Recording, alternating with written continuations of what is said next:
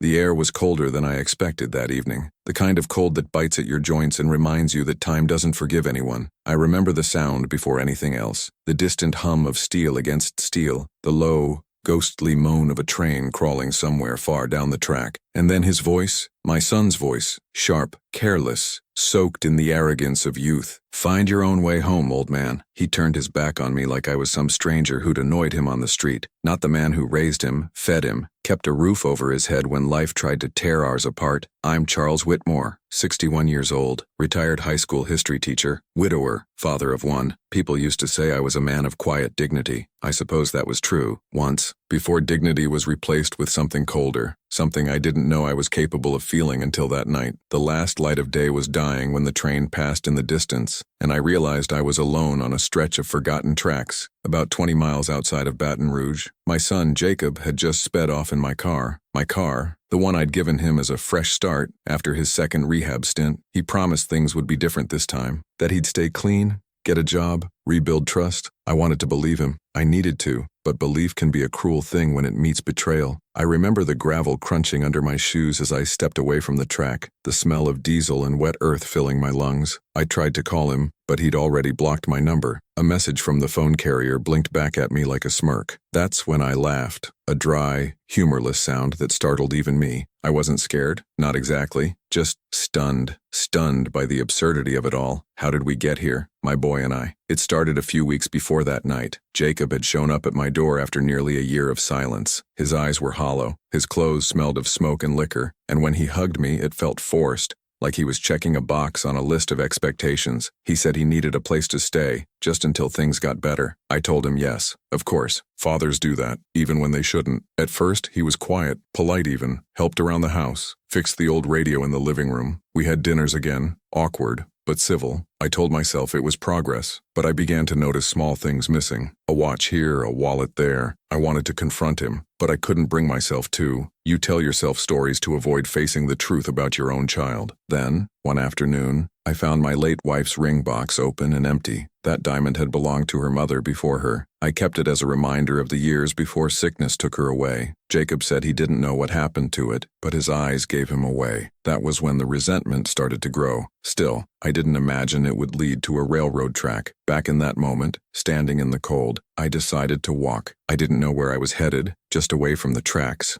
away from the echo of his voice. The gravel road led through an old industrial yard where the ghosts of rusted machinery slept. Somewhere above me, a crow cawed, and it sounded almost like laughter. But I had a plan that no one, not even myself, could have predicted. The thing about betrayal, especially from your own blood, is that it burns slow. It doesn't explode, it seeps in, settles behind your ribs, and waits. By the time I reached a small diner near the highway, a squat place with peeling red paint and a neon sign that buzzed like a trapped fly, I was ready to start thinking clearly again. The woman behind the counter looked at me with a mix of suspicion and pity. "Rough night?" she asked. "You could say that." I ordered black coffee and sat in the corner booth, the same way I used to sit at school meetings when parents told me their kids were good boys who just made a mistake. I'd heard that phrase so many times it had lost meaning. That's when the idea began forming, quietly, like the first crack in ice before it shatters. Jacob thought I was powerless, that because I was old, tired, and soft-hearted, I'd do what I always did, forgive. But forgiveness, I realized, was a habit I could break. Before I continue, let me pause here and speak directly to you listening to my story. Have you ever been betrayed by someone you raised? Someone you loved so completely that you didn't see the knife until it was already in your back? If you have, then you'll understand what came next. And if you're hearing this, tell me, where are you from? Which city? Which town? Leave it in the comments below. I want to know how far stories like mine reach, because pain travels in strange ways, doesn't it? When I got back home that night, I sat in my recliner, surrounded by the quiet hum of the house. Every picture on the wall seemed to mock me. Jacob as a boy holding his first baseball glove, his mother's gentle smile beside him. It all looked like a museum of good intentions. I decided then that I wouldn't call the police. I wouldn't report the stolen car or the missing ring. I would handle this myself. There's a dignity in silence, but there's also danger in underestimating an old man with time to think. 2 days later, Jacob texted me for the first time since that night. Need to talk, he wrote. Can we meet? I agreed, but not because I wanted reconciliation. No, by then, I was already setting things in motion. Small, careful steps that would lead him exactly where I wanted. He suggested we meet at a bar just outside the city. The irony wasn't lost on me. When I arrived, he was already there, nursing a drink he swore he didn't need. His smile was fake, his charm rehearsed. He told me he was sorry, that he'd pawned a few things but could get them back soon, that he just needed one more chance. One more chance, he said. I'd lost count of how many times I'd heard that phrase. I nodded, pretending to believe him. Inside, something else was stirring, a new kind of patience. Because this time, Jacob wasn't the only one playing a role. Jacob leaned forward, his elbows on the sticky wooden bar, pretending to care about the words leaving his mouth. His eyes darted between me and the bartender like he was measuring how much pity he could squeeze out of both of us. He still had that boyish face, too young for the weight he carried, too careless for the hurt he caused. But what caught my attention wasn't his expression, it was the tremor in his hands. The small involuntary twitch of a man who's lied too many times and forgotten how to tell when he's doing it. I just need a little help, Dad. A place to stay again. Maybe some cash for a week or two. Things will be different this time. I swear, there it was, the old refrain, the same melody, slightly rearranged. I let the silence stretch between us. Silence is powerful. People think words control a conversation, but silence is the leash. He filled it with nervous laughter, then desperation. You don't believe me, do you? He said. I believe, I told him, my voice even. I just don't think you believe yourself. He didn't like that. His jaw tightened. The charm slipped. The boy I raised was gone again, replaced by a man shaped out of excuses and fear. That night, I drove him back to the house, pretending it was another chance at redemption. He thought I was softening. He couldn't have been more wrong. Over the next few days, I did what fathers do best. I observed. He came home late, slept all morning, and vanished again by afternoon. When he was around, he was charming, too charming. I knew that look. It was the same one my students used when they handed in plagiarized essays and prayed I wouldn't notice. He didn't realize the difference between me and the world he was used to deceiving. The world might forgive. I only remember. One morning, I followed him. He left in the car I'd bought him, the same one he'd abandoned me without on that cold track. I waited 10 minutes, then took a cab. The driver was a quiet man who didn't ask questions. We tailed Jacob's car through the narrow back streets of downtown until it stopped outside a pawn shop I knew too well. I'd been there once, years ago, to sell my wife's jewelry when the hospital bills got too high. I watched from across the street as he went inside carrying a small box. When he came out, he counted a wad of bills and smiled like a man who'd just beaten the world. That smile, it burned itself into my mind. He didn't know it, but that was the moment revenge began breathing inside me. When he got home later, I was sitting on the porch. He tried to greet me casually, but I could smell the lie before he even spoke. Had a good day, Dad, he said. I'm glad, I replied. I was thinking maybe we should drive out to the lake this weekend, like we used to. He looked surprised, even touched. That's what made the game so satisfying. How easy it was to bait him with nostalgia. The plan wasn't fully formed yet, but it was growing, taking shape like frost crawling across a window pane. I didn't want to hurt him. Not physically. I wanted him to feel what I had felt, that sinking, helpless understanding that the person you trusted most has decided you're expendable. That evening, I went into the attic. It smelled of dust, cedar, and time. My wife's old boxes were still there. I opened one and found her photo albums, family trips, birthdays, Christmases. On the back of one photo, she had written in her careful, looping script, "He'll find his way, Charles. You just have to let him." She believed in our son even when he didn't deserve it. Maybe that was the problem. I picked up her old wedding ring, the one he hadn't stolen. It was simple, unpolished gold, a symbol of quiet loyalty. I slipped it into my pocket, not as a keepsake this time, but as a promise. The next morning, I told Jacob we'd head to the lake Saturday morning. He smiled that fake, grateful smile, not realizing he'd just agreed to the first step of his own lesson. Saturday came gray and heavy with mist. We loaded the car with fishing rods, sandwiches, and thermoses of coffee. The drive was long and winding through stretches of pine forest that seemed to swallow sound. He played music on the radio, loud, tasteless songs that filled the silence I refused to break. About halfway there, I asked him to pull over by a diner off the old highway. "Coffee's gone cold," I said. "Let's grab something warm." Inside, the waitress recognized me. "Back again, Mr. Whitmore," she said with a smile. Jacob frowned. "You've been here before?" "Once," I said.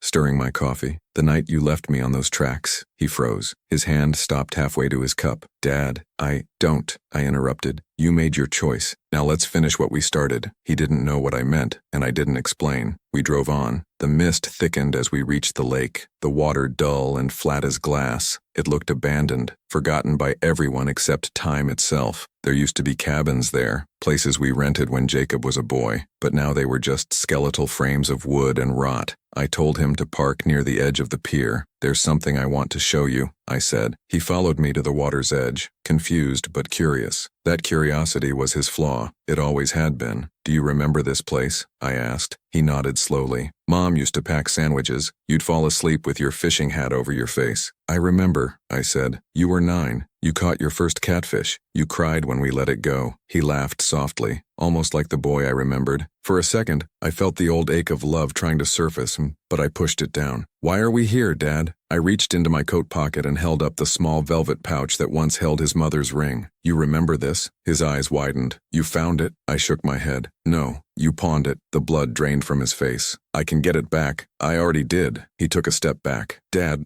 I didn't mean to." "Don't lie," I said, my voice cold. "You've had enough practice." For a long moment, we stood in silence, the only sound the soft lap of water against the pier. Then I dropped the ring into the lake. It vanished with a quiet plop. His eyes widened in shock. "What the hell did you do that for?" "Because some things can't be bought back," I said. "Not with money, not with apologies." He opened his mouth to speak, but I walked past him toward the car. "Get in," I told him. "We're not done yet." He followed, silent now, the arrogance gone from his face. As we drove, I spoke quietly. "You remember when you left me on that track? Do you know what went through my mind as I watched your taillights disappear?" He didn't answer. "I thought about the first time I held you," I said. "You were small enough to fit in one hand. Your mother said you'd grow up to be a good man. I believed her. I still want to." He looked out the window, ashamed, maybe for the first time. I turned off the main road and pulled onto a narrow gravel path that cut through the woods. The same tracks weren't far from there, the very ones he'd abandoned me on weeks before. When the headlights hit the steel rails, his breathing quickened. "Dad, what are we doing here?" "You tell me," I said, killing the engine. "This is where you left me. I figured it was only right we both come back." He stared at me like he was seeing me for the first time, not as his father, but as a man. "I get it," he whispered. "You're trying to scare me." "No," I said softly. "I'm trying to remind you." I got out of the car, the night air colder than before. The same wind whistled across the open field, carrying the same smell of iron and dust. I walked to the tracks and stood there, motionless. After a few seconds, he followed, his shoes crunching against the gravel. "Dad, please, let's just go." I didn't move. "You left me here once. You said to find my own way home. So I did. Now I want you to do the same." He looked around, panic beginning to creep in. "Wait, you're leaving me. Think of it as practice,"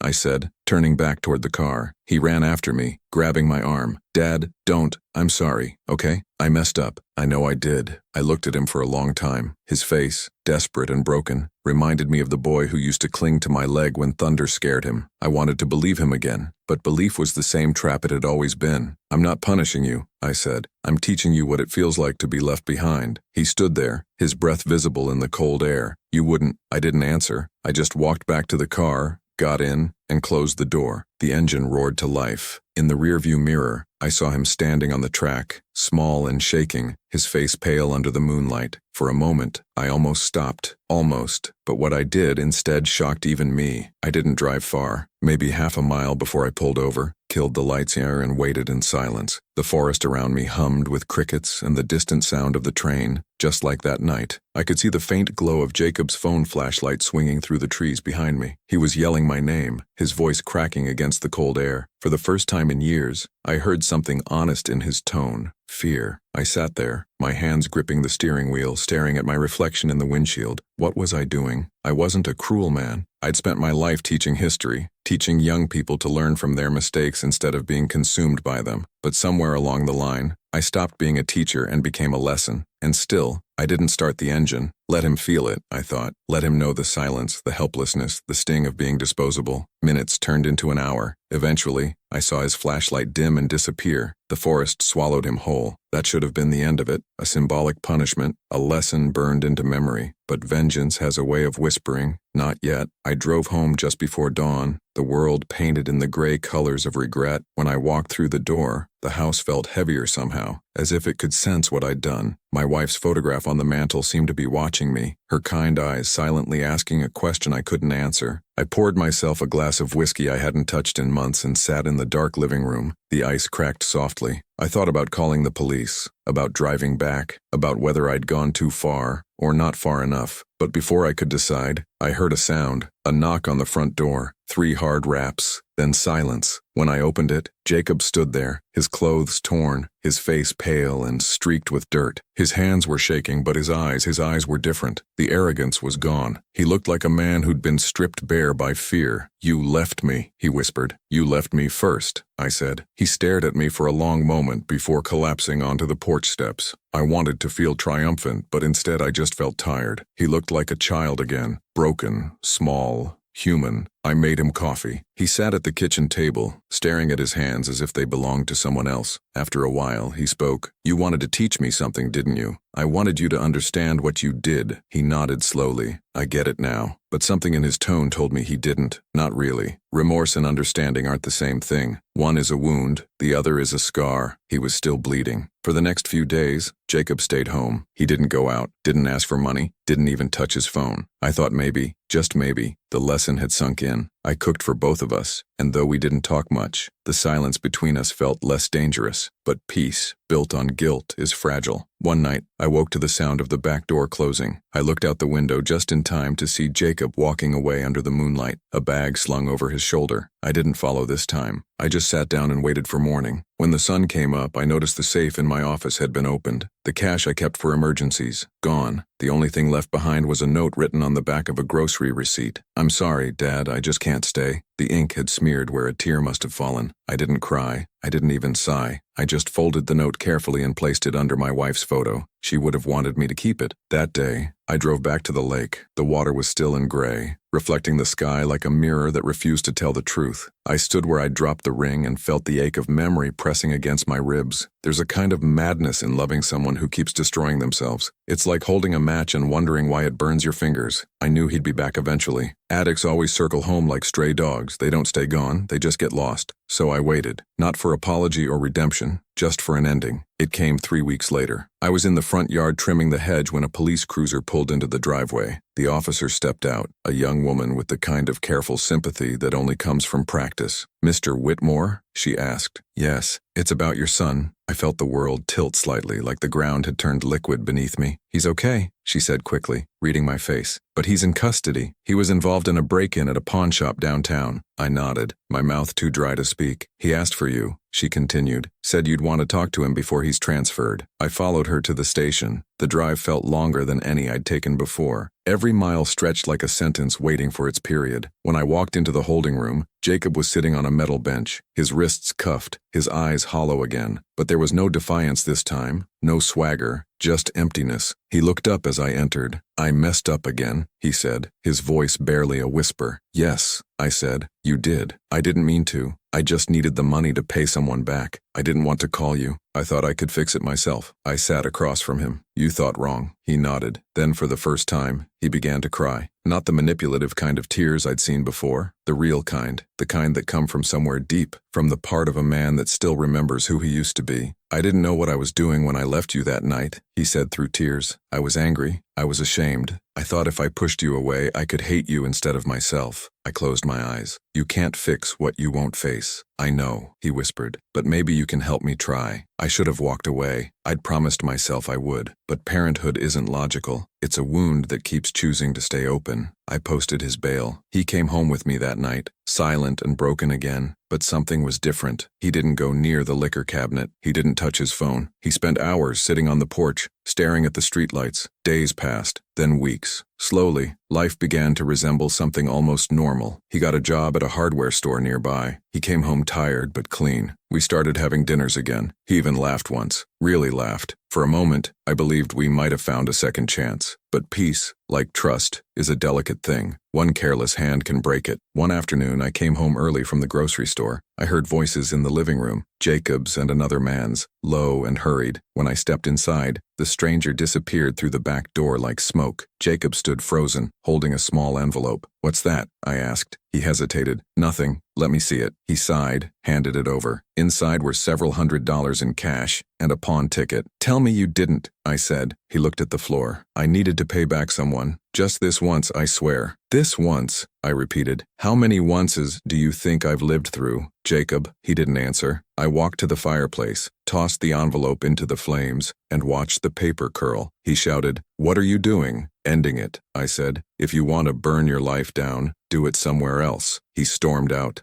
slamming the door hard enough to rattle the windows. I stood there for a long time, staring at the flames as they devoured the cash. There was no satisfaction this time, only exhaustion. That night, as I sat alone again, I realized revenge had turned into something else entirely. It wasn't about punishment anymore. It was about release, mine and his. I couldn't save him. Maybe I wasn't supposed to. But life, unpredictable as it is, wasn't done with either of us yet. The next morning, I got a call from the hospital. Jacob had been found unconscious near the same train tracks. No ID, no money, just a single photo in his jacket pocket. It was of him and his mother at the lake, smiling. When I got to the hospital, he was awake but weak. He looked at me through half-lidded eyes and whispered, "You found your way home, didn't you?" I nodded, my throat tight. "Took me a while." He smiled faintly. "Guess I need to do the same." That was 3 months ago. Now he's clean. He goes to meetings every week, works at the church, helps repair old houses with a community crew. He still has his demons, but they're quieter now. Sometimes we sit on the porch in silence, watching the sunset melt behind the trees, and sometimes he asks me if I ever forgave him. I never answer. Some truths are heavier spoken aloud, but forgiveness, I've learned, isn't a gift you give someone else. It's the way you stop bleeding. The days started blending into one another like brushstrokes of muted colors. Quiet mornings, long afternoons, slow evenings spent watching the light fade through the porch screen. Jacob had been sober for nearly 3 months, and each sunrise felt like a small, cautious miracle. He was thinner now, but stronger. The wildness in his eyes had softened, replaced by something that looked like humility, or maybe exhaustion. We didn't talk much about the past. Our conversation stayed small, polite, fragile. "You need anything from the store? Want to help me fix the fence?" Those were safe words, words that didn't risk reopening wounds. But silence, even the gentle kind, has a way of breeding ghosts. One night, as the crickets sang outside and the clock ticked softly in the hallway, I heard him moving in the attic. At first, I thought it was nothing. Then I heard the sound of boxes shifting, a thud,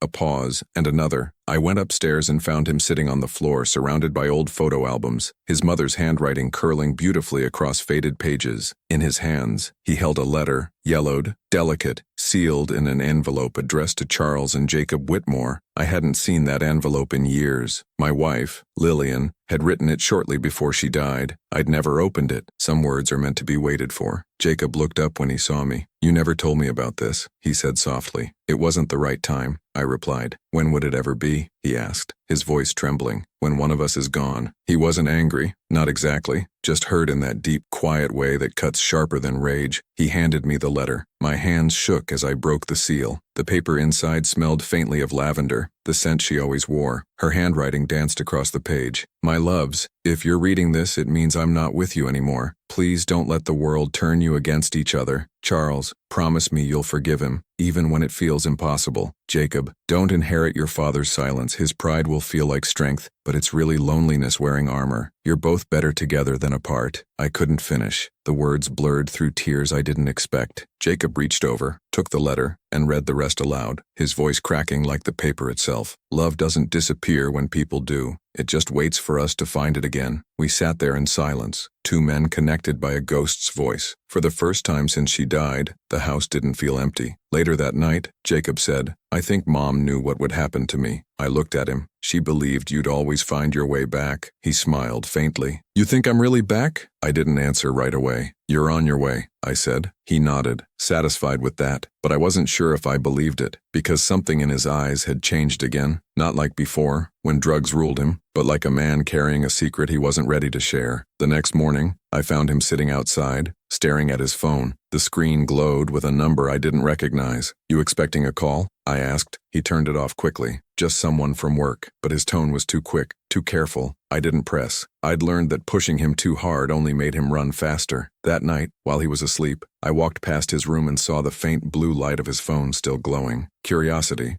or maybe fear, pulled me closer. On the screen was a message. "We need that money soon. Don't make me come find you." I froze. My stomach turned cold. The message was from someone named Rico. I didn't know who Rico was, but I knew what kind of men sent messages like that. The next day, I watched Jacob closely. He tried to act normal, ate breakfast, went to work, came home tired, but his hands shook when he poured his coffee. His eyes darted toward the window every time a car passed. When I finally asked him, he said, "It's nothing, Dad. I just owe someone a bit. It's under control." I laughed softly, not out of amusement but disbelief. "You said that before. Remember how that ended?" "This is different," he said, defensive now.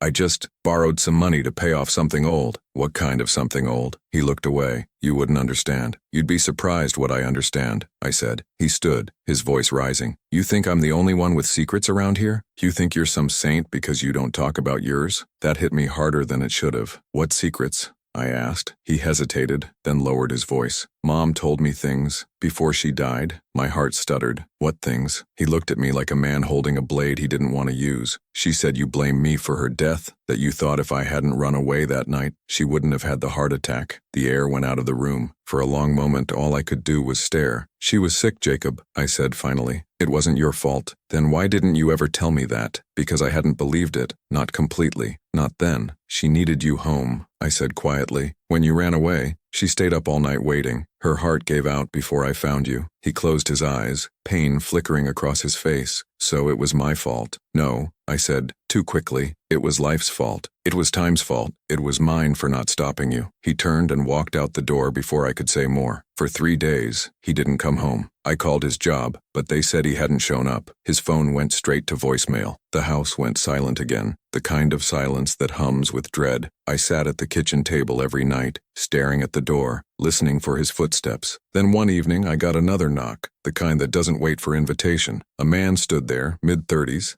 slick hair, sharp suit, the kind of smile that never reached his eyes. "You Charles Whitmore?" he asked. "Yes. I'm looking for Jacob. He owes me some money." The name clicked instantly. "Rico." He grinned. "Smart man. Maybe you can help him out, family and all." I stayed calm, but my pulse raced. "How much?" $5,000. He said it like it was pocket change. "Small mistake. He'll pay soon, one way or another." I stepped closer. "If you touch him," he laughed. "Relax, old man. I'm not a monster. Yet." Then he left, just like that. That night, I couldn't sleep. I sat on the porch until dawn, the cold air slicing through my thoughts. My son was in danger again, and this time, I couldn't save him with lectures or punishments. By sunrise, I knew what I had to do. I went to the bank, withdrew $5,000, and drove to the only place I could imagine Jacob hiding, the lake. Sure enough, his car was there, parked by the same pier where we'd faced each other months before. He was sitting at the edge, his face buried in his hands. He didn't look surprised to see me, just tired. "You shouldn't have come," he said. "You're right," I replied. "But I did." He looked at the envelope in my hand. "Please tell me that's not—" "It is." He stood, angry now. "I don't want your money." "You think I'm doing this for you?" I said. "I'm doing it so this doesn't end like everything else in your life does, with someone else cleaning up your mess." He turned away, fists clenched. "You don't get it, Dad. These people, Rico, they don't stop. You pay once, they come back. Then we make sure they don't." He blinked, unsure if he heard me right. "What are you saying?" "I'm saying we end this. Together." He shook his head. "You can't fight them. You're not that man." Maybe I should have been. We sat in silence for a moment, both staring at the lake. The water rippled gently, the reflection of the morning sun dancing across its surface like fire. "I used to think your mother's death broke me," I said quietly. "But it didn't. It froze me. I stopped living. You stopped growing. And somewhere in that cold space, we both got lost." He looked at me, tears gathering in his eyes. "What do we do?" I handed him the envelope. "We go see your friend Rico." His eyes widened. "You're serious?" "Deadly." We found Rico later that day at a garage on the outskirts of town. It was the kind of place where engines screamed and men whispered. Rico sat on a stool, polishing a wrench, his smile too confident for someone who'd never met a consequence he couldn't dodge. "Well, look who it is," he said as we walked in. "The professor and the prodigal son." I placed the envelope on the workbench. "That's what you're owed. You leave him alone after this." Rico chuckled. "That's not how it works, old man. Before he could finish, Jacob stepped forward. "Then it ends now," he said, his voice steady. I saw something in him that I hadn't seen before. Resolve. He wasn't running this time. He was standing his ground. Rico studied him, then me. Finally, he took the envelope and smirked. "You've got guts, kid. Keep them safe." We left without another word. On the drive home, Jacob stared out the window. "You didn't have to come," he said. "Yes, I did." "Why?" "Because I finally realized something," I said. "Vengeance doesn't heal, but neither does surrender. Sometimes you have to meet your ghosts face to face before you can let them go." He nodded slowly. "Guess we both met ours. That night, when we got home, we didn't speak. We didn't need to. The house felt lighter somehow. Maybe because, for once, neither of us was hiding anymore." I sat by the fireplace, watching the flames flicker over the photo of Lillian on the mantel. She was smiling, caught forever in that gentle mid-laugh expression. I whispered, "We're trying, Lil. We really are." And for the first time in years, I believed it. I woke before dawn, the old bones of the house sighing with the first cold settling into October. Baton Rouge mornings carry a thin fog that clings to lawns like a memory that won't quite leave. I brewed coffee in the chipped green percolator Lillian bought from a church bazaar our second year of marriage. The smell filled the kitchen, steady and black as a sermon. I poured 2 mugs, then realized Jacob had already left for his shift at the hardware store. Good. Working was a ritual, and rituals are the rails a man needs when his life has a history of derailing. I stepped out onto the porch and sat with my mug, feeling the wood slats warm beneath me as the day stretched into shape. That's when I saw it, an envelope wedged beneath the porch rail, pale and damp. No stamp, just my name written in a sharp, elegant script that prided itself on knowing more than it showed. Inside, a Polaroid. Jacob, kneeling beside Rico's gleaming black Camaro, holding a tire iron, the date scribbled in marker, last night. On the bottom, a neat caption, "Debts roll downhill." The message was clear. This was going to be one of those seasons where a man's past tries to repossess his future. I put the photograph face down and breathed slow, grounding myself the way Lillian taught me when panic used to widen my eyes like a scared horse. I stared at the sunrise bleeding from peach to gold and felt the old teacher's calm take the wheel. If this was the next lesson, I'd structure it, pace it, and end it where I chose. At noon, I drove to the hardware store. The air inside was pure small-town America. Cedar shavings, metal dust, the low buzz of fluorescent lights. Jacob was stacking boxes near the paint aisle, wearing a red apron with Whitmore hand-lettered in black marker. He looked up, startled, then relaxed when he saw it was just me. "Everything okay, Dad?" "Depends," I said, handing him the photo. "You still sleeping at night?" He glanced, jaw tightening a shade. "He's trying to pull me back into fear." "Fear's not a tractor," I said. "It's a mirror. It only pulls what you're already carrying." He swallowed and nodded. "I'm not carrying it." A couple argued next aisle over about eggshell versus satin. The minor wars married people waged to avoid the larger wars inside themselves. Ordinary life kept happening. That's the cruel mercy of the universe. After his shift, we drove home down Government Street, past the diner that knew my order by heart, past the church with the hand-painted sign, "Community supper, all welcome." I caught Jacob glancing at it in the mirror. He'd started helping there on Wednesdays, washing dishes, hauling crates of oranges, the small dignities that stitch a torn man back together. We didn't talk much. We didn't need to. Sometimes words are just pebbles thrown at a river. I parked on our block, and that's when I noticed the Camaro idling beneath the oak trees, slick as a blackbird. Rico leaned against the hood, whistling a tune too light for his eyes. 2 men lounged at the curb behind him, the muscle and the echo. "Afternoon, Professor," he called, pleasure curling through his vowels. "Afternoon, prodigal." Neighbors peeked through blinds. Not a single curtain moved fast enough to be called brave. I stepped onto the sidewalk, letting the autumn light brighten my shoulders. "You get what you came for last time,"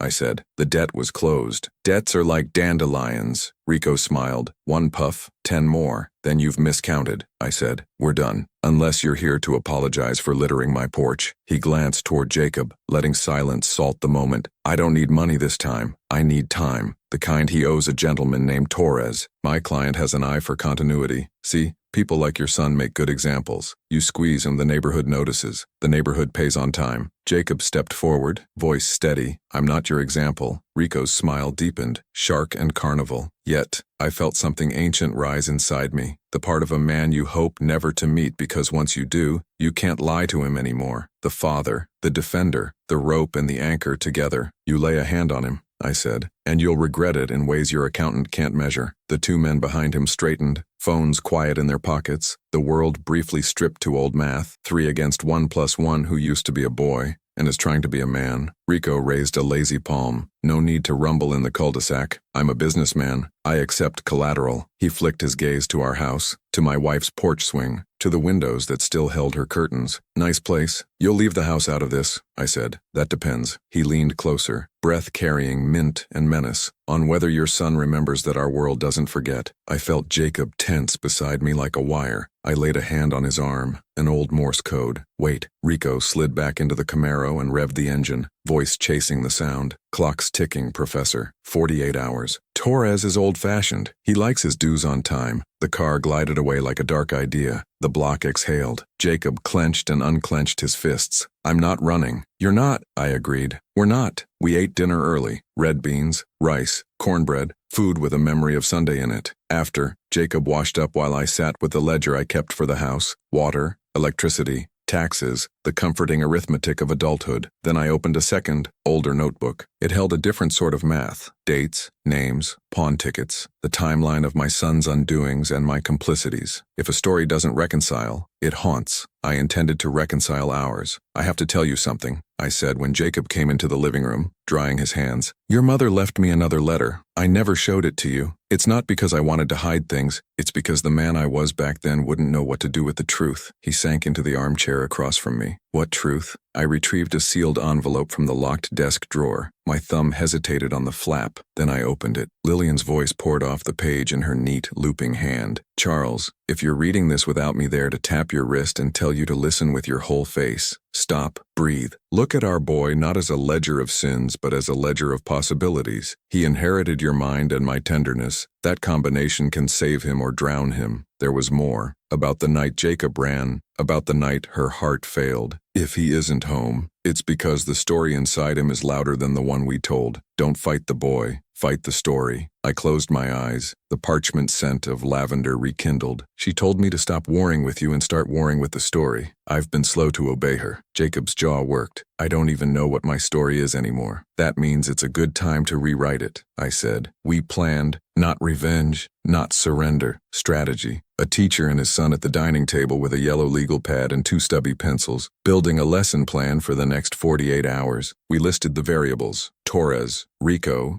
the unknowns, our limits. We listed our assets. The community supper, Pastor Elaine with a spine like a lighthouse, Mr. Whitaker at the pawn shop who still owed me a kindness from 2011, the young public defender who'd told my students once that the law was only as good as the people who insisted on using it. At the center of the page, I wrote one line in block letters. We tell our story first, because stories are weapons and armor and keys. But I had a plan that no one, not even myself, could have predicted. It arrived not like thunder, but like a drip that would not stop. A memory. The day 3 years ago when a former student, now a journalist, had asked me to comment on a school board scandal. I had said no, the wrong silence. I wouldn't say no this time. Morning came with the iron taste of decision. Jacob went to work, chin up. I went downtown with my old leather satchel and a folder of organized receipts, photos, and letters. At the advocate office, my former student, now a features writer with tired eyes, recognized me and hugged me with the awkward respect of a grown kid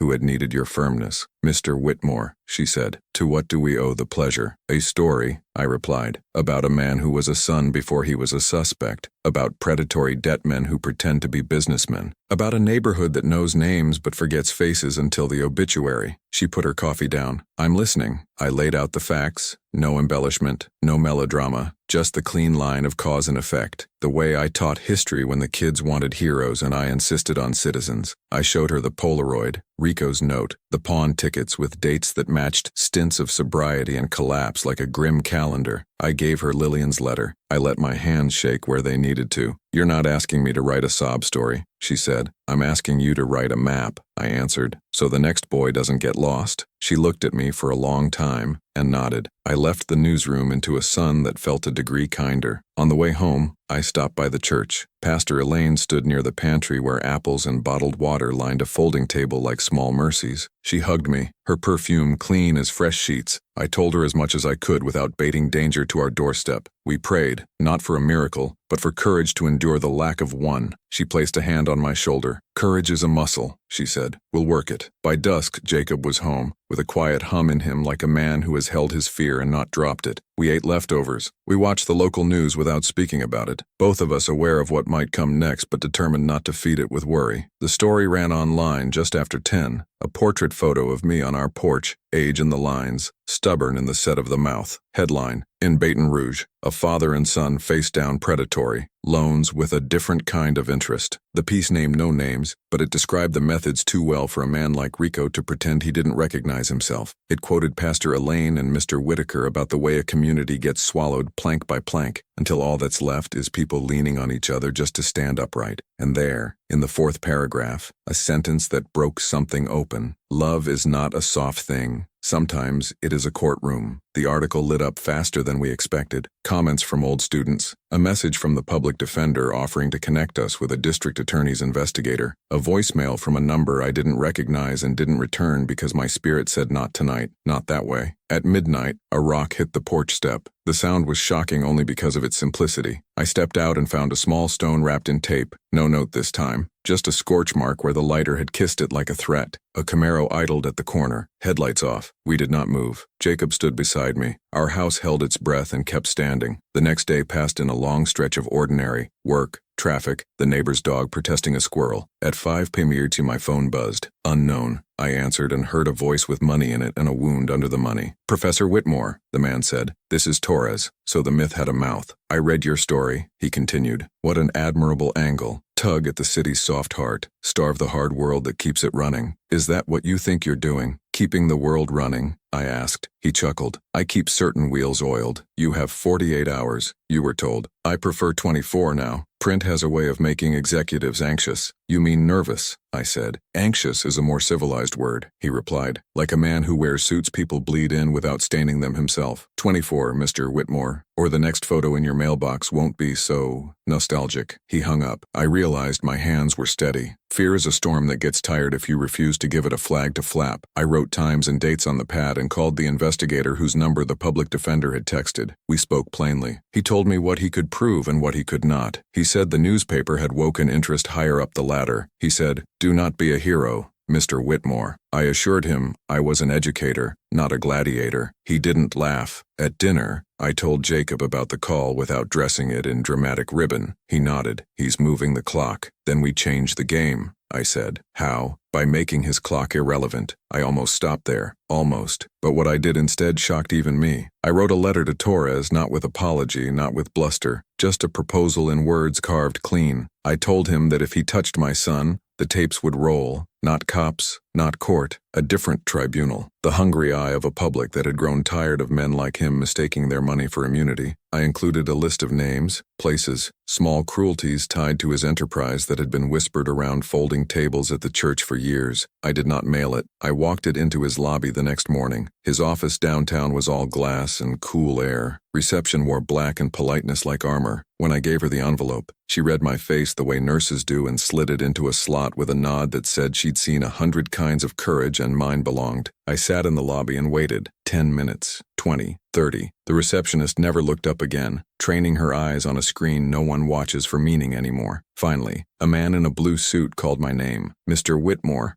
Mr. Torres will see you. His office smelled like polished wood and a winter no one here has earned. Torres sat behind a desk the size of a childhood bedroom, cufflinks winking at the window light. He stood to shake my hand, grip light, smile exact. Your writing style is concise, he said, settling again. I appreciate economy, though not usually when deployed against me. You appreciate whatever maintains your illusion, I replied. He steepled his fingers. Strong line. You must have been hell on essays. I graded for truth, I said. Truth, he repeated, tasting the word like a man who once believed in it before it became inconvenient. My truth is that your son owes me. Your truth is that he is fragile and therefore sacred. The court's truth is that debts are enforceable. And the community's truth, I said evenly, is that men who profit from collapse are termites in the beams of a city that needs every plank. Something flickered in his eyes, a recognition I didn't expect. Pain, memory. He leaned back. My father died owing men like the ones you admire. We just swapped devils in different suits. I admire no devils, I said. I only recognize damage and decide whether to join it. He smiled, but his mouth lacked its earlier appetite. Your letter threatens exposure. My letter promises it, I said, unless you let my son walk clean. He tapped the desk with his index finger. Slow. You assume his story interests me. I assume you have a ledger you keep,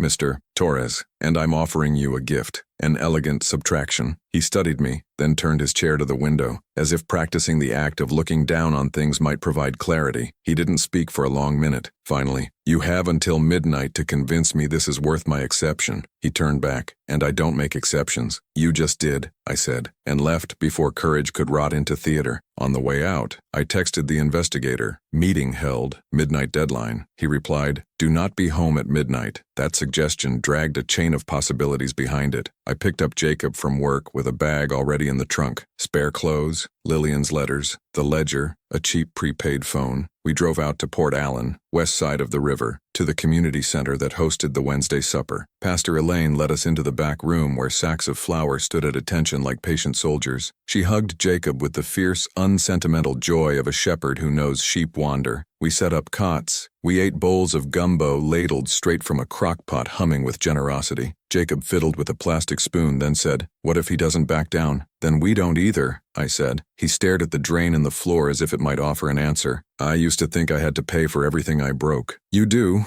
I said, but not forever. You pay until you learn, then you build. He nodded. I want to build. That simple sentence lit a candle in me I didn't know I'd been saving. We were nearly asleep when my phone buzzed. No caller ID, I answered, expecting thunder. Instead, a quiet voice. Dad? The word shook me. Jacob was across the room. Who is this? Don't hang up, the voice said. Young, female, rising at the end. I'm Alana.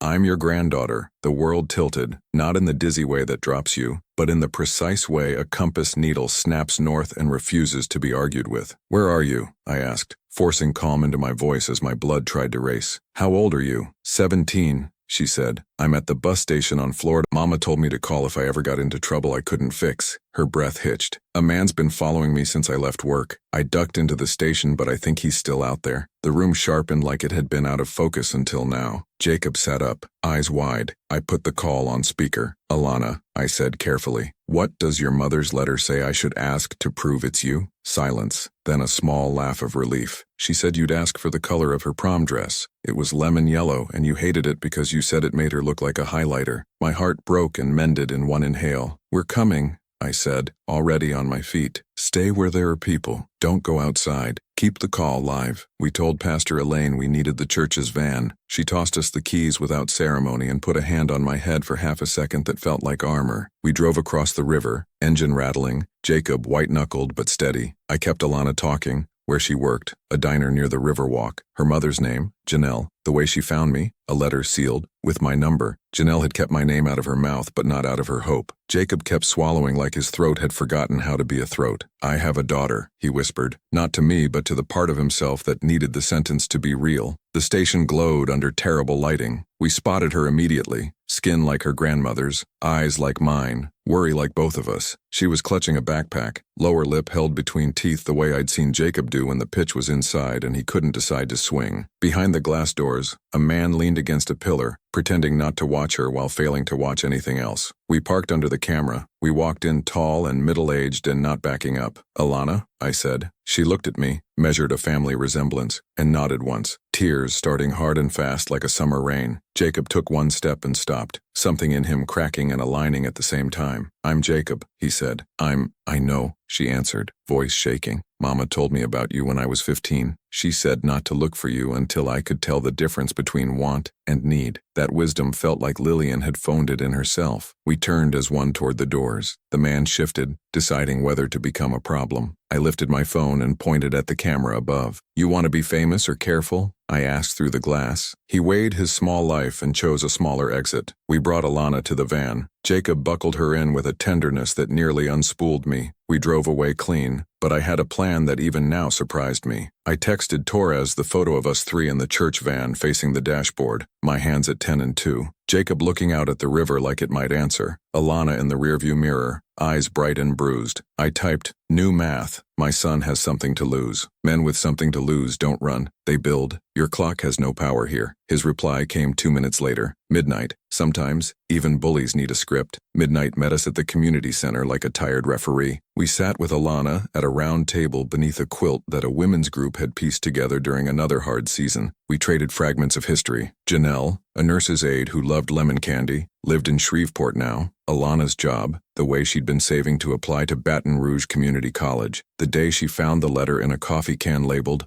buttons. Her presence rethreaded time. Lillian's laugh, Jacob's first steps, the night he ran, the night he stopped. I could feel the ending coming. Not the Hollywood kind, the grown-up kind, where nothing is easy, and that's the point. We were sitting inside a future we hadn't deserved but had earned in a little. Just before midnight, the investigator texted, sit tight, patrol car in the lot. If anyone shows, stay inside. We obeyed. We waited. We let our breathing slow until it matched the exhaust hum of the van, the tick of the kitchen clock, the soft murmur of a late prayer from down the hall. Outside, a car idled, headlights off. Another, the air tightened like a drum. Jacob's hand found mine under the table. His palm was warm and steady. I thought I was done with surprises, but life had one waiting right around the corner. The side door opened. A silhouette crossed the threshold. Not Rico, not Muscle. A woman in a gray suit. Rain on her shoulders, though the sky was clear. She flashed a badge, and her voice was the kind trained to ease people off ledges. Mr. Whitmore. Jacob Whitmore, I'm ADA Solange Perez, she said. We have your building and your porch under watch. We intercepted a call from Mr. Torres to a subordinate instructing them to teach a lesson. We'd like to offer protection in exchange for testimony about their collection practices, specific names,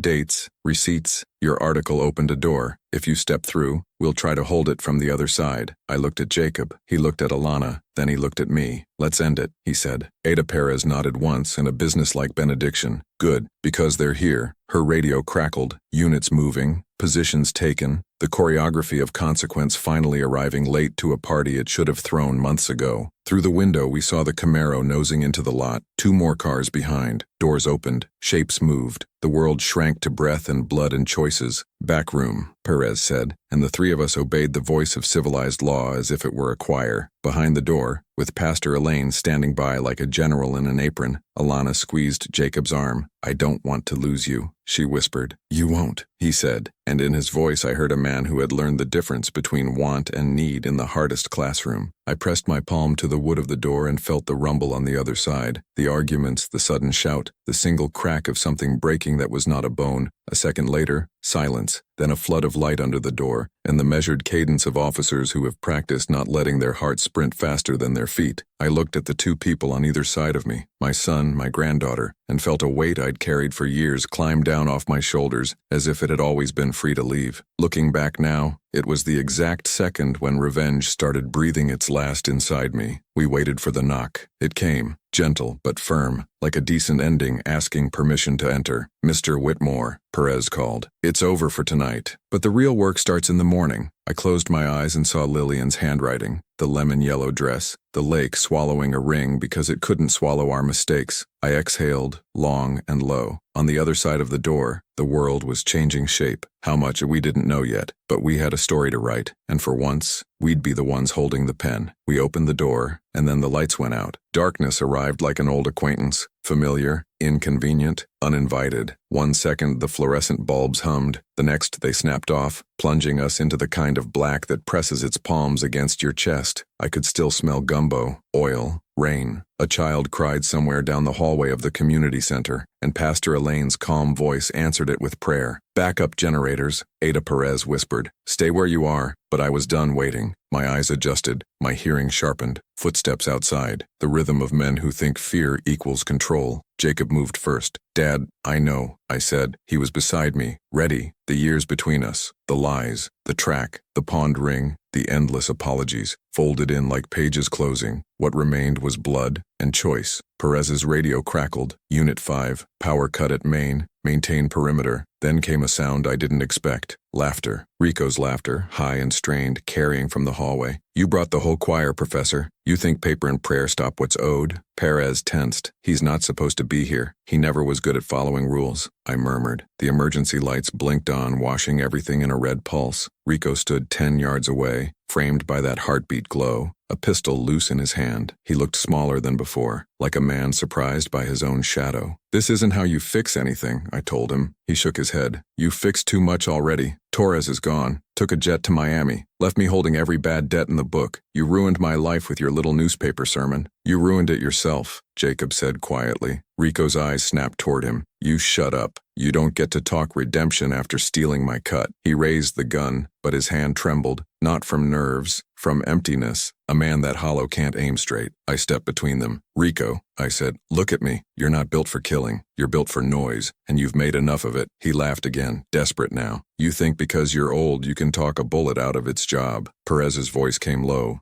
Steady. Put the weapon down. Baton Rouge PD is outside. One more step and they'll light you up. His eyes darted, trapped between pride and panic. I saw the moment he realized there was no clean exit. He dropped the gun. It clattered like punctuation at the end of a long, stupid sentence. Perez moved fast, cuffs snapping. Officers flooded in, their flashlights carving order out of chaos. Jacob sagged against the wall, and for the first time since I'd known him, he didn't look like a lost boy or a guilty man. He looked like someone who'd finally run out of ghosts. Alana slipped her hand into his. Is it really over? She asked. Not yet, I said, but it's beginning. Outside, dawn was rising pale and pink over the river. The patrol cars flashed red and blue across the church facade, modern stained glass. Rico sat in the back of one cruiser, staring straight ahead, lips moving in silent argument with himself. Perez stood beside me. You know he's going to talk, she said. Torres will too, once he's cornered. You gave us what we needed to tie the pieces together. I nodded. Just make sure those pieces don't fall back into the same hands. She smiled faintly. You ever think of teaching again? We could use your kind in the witness prep room. I chuckled. I retired from classrooms, but maybe there's a lesson left to grade. Jacob was standing by the van, head tilted toward the lightening sky. You smell that, he said. Rain coming. He was right. The air carried that metallic hush before weather changes. Baton Rouge, rain is honest. It cleans nothing but reminds everything it's been dirty too long. We rode home quiet. Alana curled in the back seat, fast asleep. When we reached the house, the porch swing creaked in the breeze. The front window was cracked from the thrown rock 2 nights ago, a spiderweb of light catching the first drops. Inside, the world felt smaller but safer. Jacob brewed coffee, I fried eggs, and for a few minutes the sound of forks and plates was the purest hymn I'd ever heard. Then the doorbell rang. It wasn't a threat this time. It was a boy, 16 maybe, holding a newspaper. Mr. Whitmore, the Advocate sent me to deliver today's early edition. They said you'd want the front page. He handed it over. Headline, Local Father, Son Help Expose Debt Extortion Ring. Below it, a photo me, Jacob, and Alana outside the community center, smiling like people surprised to still have faces in the morning light. The caption read, Love doesn't disappear when people do. It just waits for us to find it again. Lillian's words. I slipped the boy a tip and closed the door. Jacob read the article twice. Then he said, You think Mom would have forgiven me? I looked at the window where rain was starting to draw lines down the glass. She already did, I said. We're the ones catching up. He nodded, wiping his eyes the way a man pretends not to. The next weeks moved gentle. Rico pled out. Torres's name surfaced in 3 investigations. Pastor Elaine turned the community supper into a weekly repair workshop where folks traded odd jobs instead of gossip. Jacob and Alana started volunteering there. She taught kids how to paint. He fixed the broken door hinges. They were good at small and steady things, the kind that hold a town together while nobody's watching. One evening, as cicadas screamed from the trees, Alana asked if she could see where her grandmother was buried. We drove to St. Matthew's Cemetery just as the sun slipped down, leaving the world in that honeyed hush between day and forgiveness. The grave was simple. Lillian May Whitmore, 1959-2018. Her quiet saved us. Alana knelt and traced the carved letters with her fingertips. I wish I'd known her. You will, I said. Everything good you feel from now on. That's her echo. Jacob placed a fresh lily on the stone, then turned to me. I used to think revenge would fix me, he said. Now I think forgiveness just means remembering without the poison. That's close enough to scripture, I told him. He smiled. So what now? Now, I said, we live like we mean it. We stayed until the mosquitoes forced us out. On the drive home, lightning flashed far off, silent and theatrical, like the sky signing its name at the end of a story. Weeks bled into months. Baton Rouge shifted seasons. The city's gossip moved on to other scandals, other names. But in our small house, the air stayed clean. Every morning I wrote for an hour. Notes, memories, lessons I wished I'd given sooner. I didn't know if I was writing a book or a confession, maybe both. Sometimes Alana sat beside me, sketching. She drew her grandmother from descriptions, always with laughter in the eyes. Jacob would come in from work, wipe sweat off his neck, and say, "She got your jaw right, Dad." Too stubborn. Life, after all the noise, had learned how to whisper again. Then one Saturday evening, as the church bells marked 7, I heard a knock on the door, a gentle rhythm, familiar somehow. It was the reporter from the Advocate. "Mr. Whitmore," she said, "they're giving you and your son a community citation next week for civic courage." I laughed. "Civic courage? That's just what happens when you run out of cowardice." She smiled. "Still, people want to thank you. You changed how they talk about debt and dignity in this city." After she left, Jacob leaned on the doorframe. "You going to accept?" "I suppose I will,"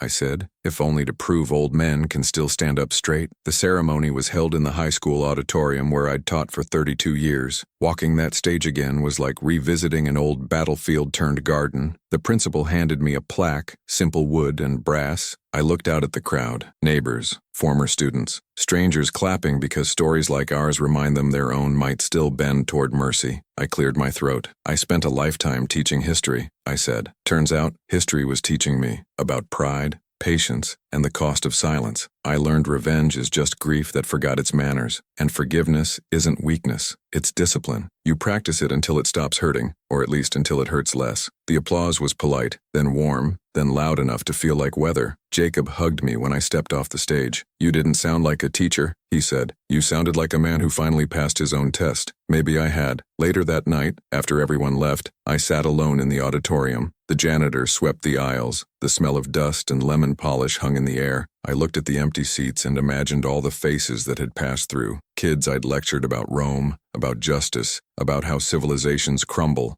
not when the poor revolt, but when the good go quiet. I whispered to the ghosts. I didn't stay quiet this time, and for once, silence answered kindly. When I got home, the porch light flickered on by itself, the motion sensor catching me like an old friend. Alana was waiting with 2 mugs of cocoa. She'd hung a new wind chime by the rail, thin metal tubes that sang whenever the breeze remembered our address. "Grandma would have liked that sound," she said. "She always did," I replied. We sat there listening, the night full of small noises, the world alive, unfinished, forgiving. And now, if you've come this far into my story, I want to ask you something. Where are you listening from? Which town? Which stretch of road carries your own unfinished business? Leave it in the comments. Maybe someone else from your corner of the world will see it and remember that dignity isn't lost. It's just waiting to be reclaimed. Because if a man like me, an old, tired, once angry father, can find his way back from a train track in the middle of nowhere, then maybe we all can. Maybe we already are.